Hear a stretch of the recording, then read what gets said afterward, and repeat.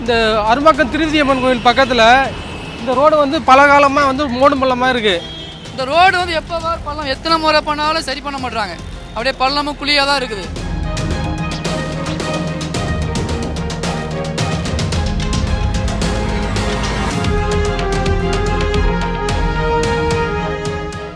இந்த அரும்பாக்கம் திருவிதியம்மன் கோயில் பக்கத்தில் இந்த ரோடு வந்து பல காலமாக வந்து மோடும் பள்ளமாக இருக்குது. இங்கே பக்கத்தில் கீழே அடி சாக்கடை ஒன்று போயிட்டு இருக்குது. அது அந்த இடத்துல பள்ளம் அடிக்கடி பள்ளம் போய் தானாகவே பள்ளம் ஆகிடுது. அடிக்கடி வந்து பள்ளம் ஆகிடுது. அதை வந்து கார்பரேஷன் வந்து சரி பண்ண மாட்டுறாங்க. கவர்மெண்ட்டு அதை ரோடு போட மாட்டுறாங்க. ரோடு மழை பெய்யும் போது லைட்டாக போடுறாங்க, திரும்ப பள்ளம் ஆகிடுது.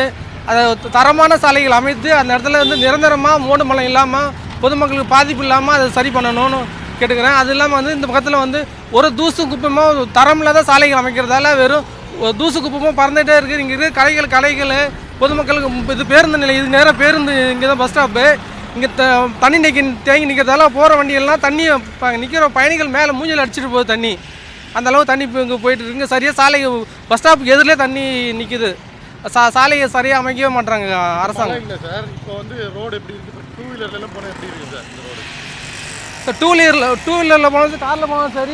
இந்த இடத்துல வரும்போது அப்படியே இந்த டிராஃபிக் அப்படியே டிராஃபிக் ஆகிடுது. இந்த இடம்லாம் மோடு மலமாக தான் தண்ணி நிற்கிது. அதனால் அப்படியே டிராஃபிக் ஆகி நின்றுடுது.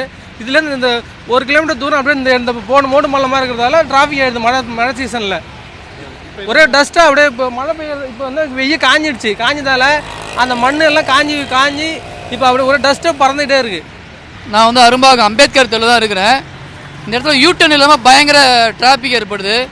அடிக்கடி குறைஞ்சது ஒரு வாரத்துக்கு 2-3 விபத்து ஆகுது இந்த யூட்டர்ன் இல்லாமல் தான். இவ்வளோ மக்கள் இருக்கிறோம்.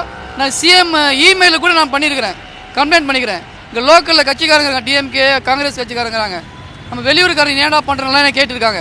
அதை மீறி நான் பல முறை பண்ணியிருக்கேன். ஏன்னா ஸ்கூல் கிராஸ் பண்ண முடியல, காலேஜ் போக முடியல, பெரிய பிரச்சனை. அடிக்கடி நிறைய கால் தடங்கிட்டு கீழே எங்கள் ஒய்ஃப் ஊந்துருக்காங்க. எங்கள் ஒய்ஃபுக்கு முன்னாடி ஒரு 2 பேருக்கு விபத்தாகி ஊந்துருக்கு. நிறைய விபத்து நடக்குது.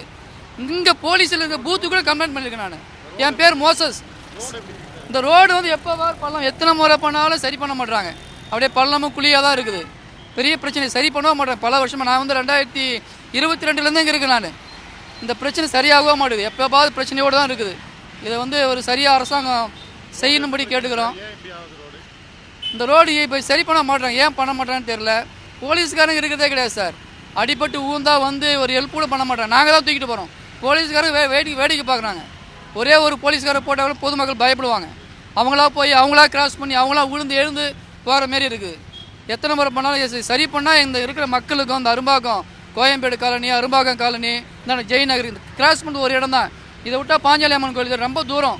உள்ளே போனால் நிறைய டிராஃபிக் ஆகுது. இந்த ஒரு யூட்டன் ஒரு போலீஸ்காரை போடலாம். இல்லைனா என்னை போல தன்னார்வம் நாங்களும் ஒரு உதவி செய்கிறோம். நாங்கள் எங்கள் ஆட்களை போய் வேலை செய்கிறோம். பர்மிஷன் கொடுக்க சொல்லுங்கள். நாங்களே வாலண்டியர்ஸை போகிறோம். இப்போ கவர்மெண்டால் முடியாத பட்சத்தில் நாங்கள் போடுறோம் சார். அவ்வளோ ஆதங்கமாக இருக்குது. கிட்டத்தட்ட நானே ஒரு 2 வருஷம் 3 வருஷத்துலேருந்து நான் பிரயாசப்படுறேன்.